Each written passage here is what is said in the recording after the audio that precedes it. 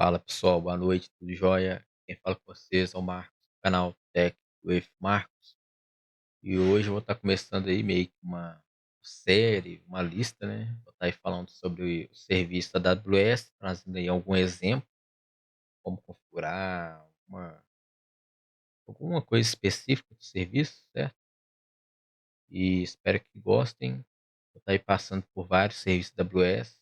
Pelo menos vou passar assim, mostrando alguma prática no que eu já fiz, né? Já tive algum envolvimento no meu trabalho, no dia a dia. Também pretendo, às vezes, poder explorar um pouco de serviços que não é do meu dia a dia. Eu não tenho aquele contato, aquela vivência, até para poder ver como é que é, né? Bom, pessoal, vamos lá. O que que é o Amazon Elastic Compute Cloud? Ou, como todo mundo conhece, Amazon EC2. O Amazon EC2 é um serviço de computação da AWS e ele provê ali a capacidade de computação em nuvem, certo? Basicamente, é como se fosse um servidor seu, tá alocado ali na nuvem para você poder estar utilizando e configurando, instalando seus serviços, etc. Eh, a instância C2, ele é um servidor virtual na cloud, na qual você lança ele, né, como uma instância, e você pode definir o tipo da instância com base nos seus requisitos de hardware ou, enfim, com base em requisitos de computação, depende do tipo que você deseja utilizar, certo? No exemplo aqui da imagem, pessoal, aqui nós podemos ver, certo? O instance type C7GN2X-Large. Aqui tem toda a configuração, né? Instance family e instance size. O size basicamente é o tamanho, né? Tipo, micro, médio, large, x-large, 4x-large, por aí vai indo, certo? E aqui temos a família, igual aqui no caso, as séries, que é o C, a geração 7, e as opções. Aí aqui a geração, nesse caso, série C. C normalmente são instâncias voltadas para computação. Então, seria uma instância mais voltada para computação, o melhor desempenho nesse sentido. A geração 7. E aqui opções, é aqui onde vai definir o tipo de processador. Se for I, é Intel, AMD. Se for tiver um G aqui, aí já é um processador específico da AWS, que é o processador grave, beleza? E aí, juntando tudo isso, você tem aí o seu tipo de máquina. E descendo aqui na documentação, títulos do Amazon EC2. Aqui nós podemos ver várias opções, né? Fala instância, EMI, Instance Type, IBS, Instance Torque, PS Security Group. Então, o Amazon EC2 não é somente uma instância, ele é um agregado ali de serviços e opções que nós podemos utilizar, beleza? Mais abaixo fala, né? Serviços relacionados, AWS, Backup, CloudWatch, Elastic Load Balance, GuardDuty, C2, Image Builder, enfim, opções. Opa, e aí pessoal, beleza? Tô aqui na minha conta AWS. Vou estar aí mostrando para vocês como vocês podem criar uma máquina C2 e, muito importante antes de tudo, vários serviços como em C2, Load Balance, RDS, o próprio EBS ali. Eles são serviços que são hospedados na AWS VPC. E o que que é a VPC? Basicamente, aquela rede virtual ali na AWS que nós criamos para que a gente possa hospedar nossos recursos. Aí, só como esse diagrama de exemplo da própria AWS, você tem aqui a sua região, aqui a sua VPC, que é dividida em Availability Zones, e aqui nós temos o Internet Gateway, que permite ali a saída, né, a comunicação com a internet, quando é um recurso que está numa subnet pública, por exemplo. E temos aqui as instâncias, né, cada subnet, apenas como exemplo. E tem as features, etc. Eu vou falar da VPC no próximo vídeo. Vou tentar montar uma coisa mais estruturada para poder falar, dividir em tópicos. Mas vamos voltar aqui na instância. Aqui temos uma questão, como estamos falando de VPC, como estão falando de instância C2, é necessário que vocês tenham uma VPC criada. Caso não tenham, vão na VPC. Aí vão lá, VPC. Aqui eu já tenho algumas, né? Eu já usei para fazer alguns laboratórios e eu acabo deixando aqui na minha própria conta, certo? Mas para quem ainda nunca criou uma VPC, vocês podem vir aqui Create VPC. Vocês podem VPC Only, mas eu já sugiro nessa daqui, porque se você ir nessa opção, você vai criar somente a VPC, né? Eu sugiro você ir em VPC and More. Nesse caso, vocês podem pôr um exemplo, por exemplo, deixa eu pôr aqui um traço, minha primeira traço VPC. Como exemplo, vocês podem escolher um range, pode até deixar isso aqui, caso queira. Podem escolher algum outro range, certo? Aí, minha primeira VPC, podem deixar esse range padrão, não há problema. Número de availability zones, vocês podem pôr no mínimo 2, que é o que a AWS recomenda para ter uma alta disponibilidade. Mas vamos colocar 3. Vocês podem customizar, escolhendo ali a availability zone específica. Mas eu recomendo deixar nas 3 primeiras que, vamos supor, que você escolha essa aqui, um F. Pode ser que dependendo da instância que você vai lançar na AWS, ela não tenha recurso disponível para você lançar a sua máquina. Aí você tem que lançar a sua máquina uma availability zone diferente. Tem esses poréns aí, certo? Quando você vai lançar uma máquina que demanda mais recurso, sei lá, uma máquina que demanda 8 de RAM, sei lá, 16 de RAM, não sei quanto, 8 CPU, 8 computadores virtuais, 16 de RAM, supondo. Nesse sentido, pode ser que a AWS não tenha capacidade para atender aquela demanda naquele momento.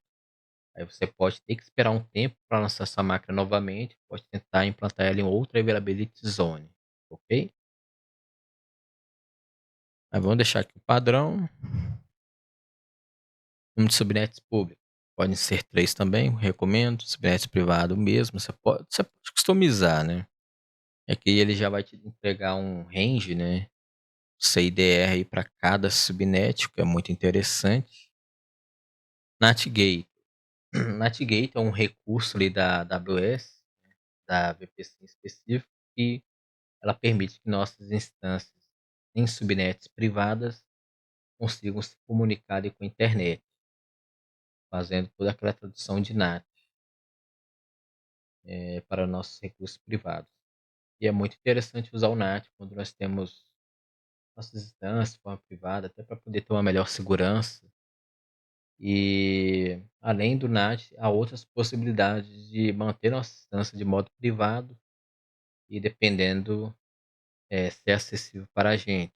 Só que, entretanto, se houver uma necessidade de buscar algum conteúdo na internet, por exemplo, download de um pacote específico, realmente vai ser necessário ali o NAT para poder estar fazendo essa série de tráfego para internet e voltando, ok?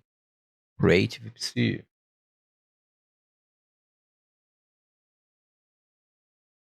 Ok. Que interessante, galera. Nós temos esse mapinha. Antigamente não tinha isso.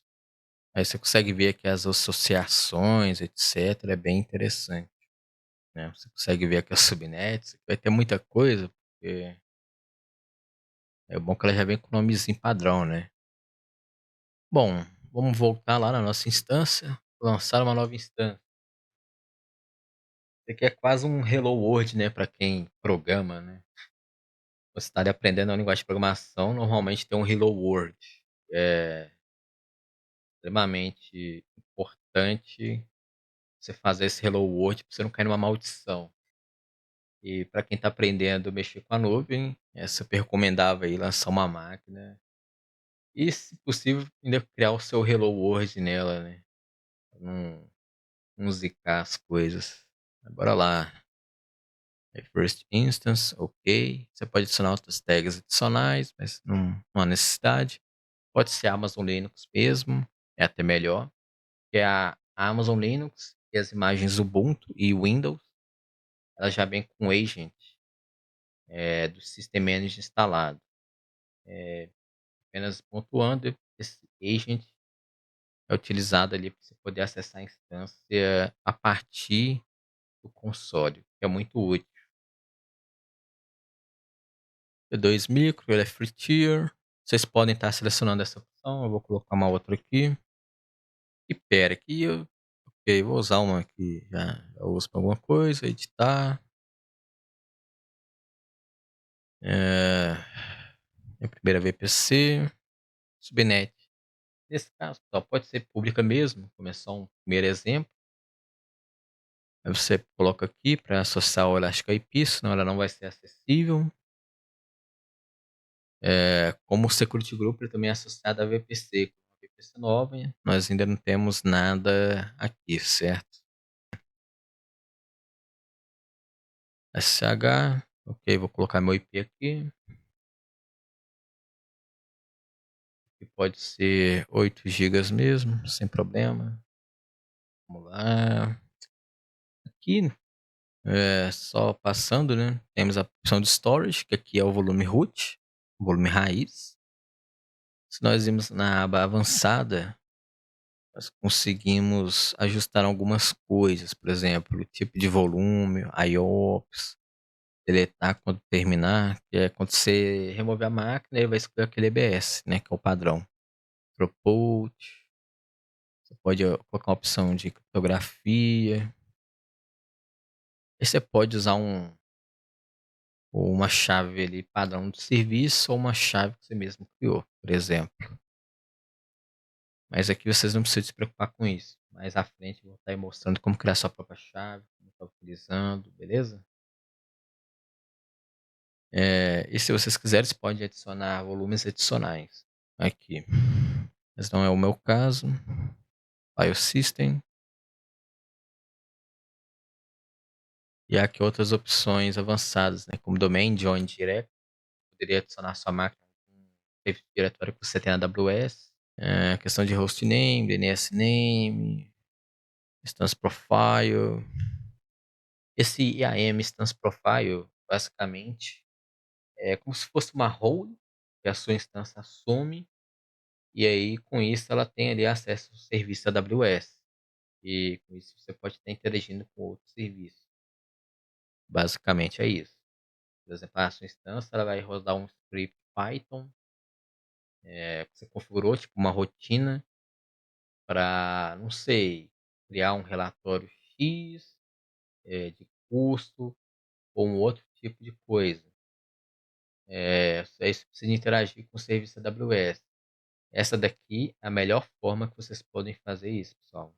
A forma mais segura é usar uma instance profile, beleza? Temos aqui também EBS Optimize Instance, é o padrão habilitado.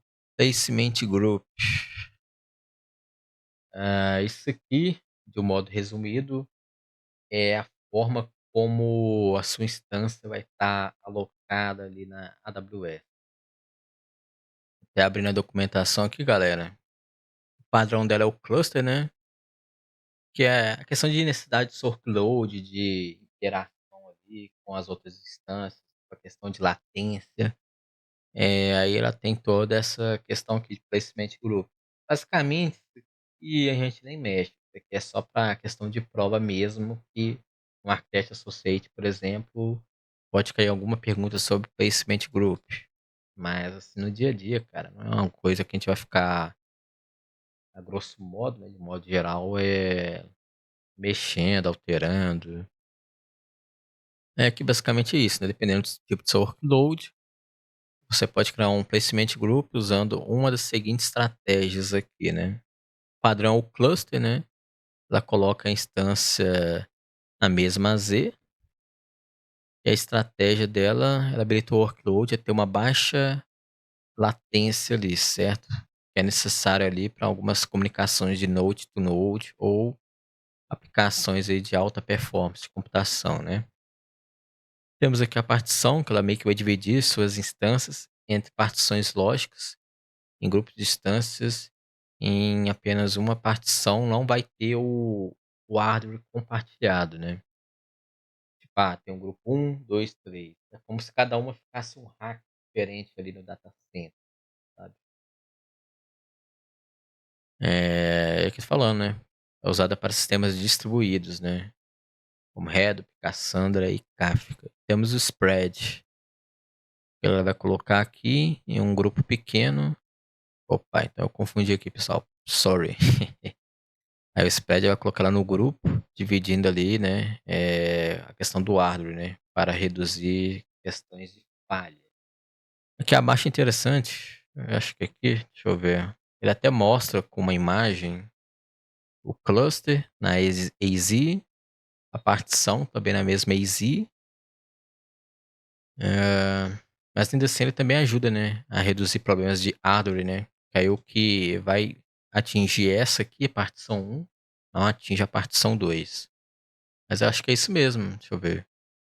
Cada partição é em um rack específico, então eu não falei bobeira não. Só que o que eu li lá deu a entender que era. É, e cada rack tem a sua própria rede, sua própria fonte de energia, então é isso, eu não falei bobeira não. Ok. Aí eles isolam ali toda a questão de estrutura entre as suas partições, beleza? E temos o spread. Meio que a diferença, né, que o spread pro partition, né, que o partition vai ter algumas instâncias em um rack específico ali no data center. E aqui ele é cada uma em um rack só, né, ou seja, vai ter uma questão de disponibilidade, né, tolerância a falhas muito maior, né. Porque aqui o que mata esse primeiro cara aqui, não mata o resto, né. Aí aqui o que matar o que tiver aqui, o que tiver nessa partição já era, né. Mas beleza, é isso aí. Vamos voltar aqui para finalizar logo, que as coisas aqui pode ignorar. User data. User data aqui, ele basicamente é um é um arquivo que você pode fazer o upload. Esse arquivo ele vai apresentar para a gente um script, basicamente, um script, um shell script que nós conseguimos colocar aqui, para quando ele já subir a máquina, ele fazer determinada ação, criar um serviço, instalar um pacote. Quero instalar um servidor Nginx, seja, instalar um WordPress, já consegue automatizar isso no momento de inicialização da máquina. Voltando aqui, pessoal, que eu vou até aproveitar o uso dele, né? É fazer ali o um update.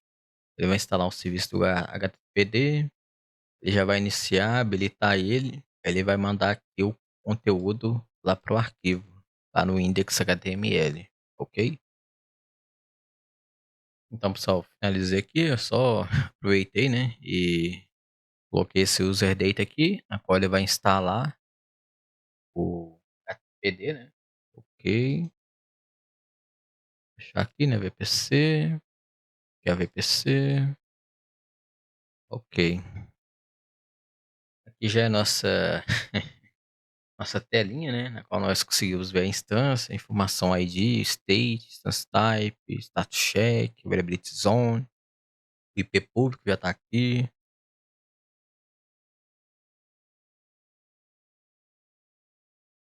Aí, tá indo. Opa. Hello from institute user data. É isso, galera. Aí ela tá.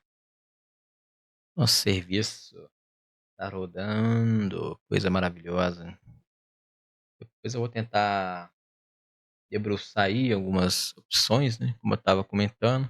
Porque a instância tem muita coisa, né? Imagem, o EBS, que é o disco, Network Segurança, Security Group, Elastic IP, Placement Group, Pair, Network Interface, Load Balance, Target Group. Esse negócio aqui, de certa forma, é novo. Trust Store, Outscale Group. Enfim, para hoje é isso, né? Não se esqueçam de dar um terminate ou delete na sua instância, senão ela vai ficar aí cobrando, né? E cobrança não é bom não.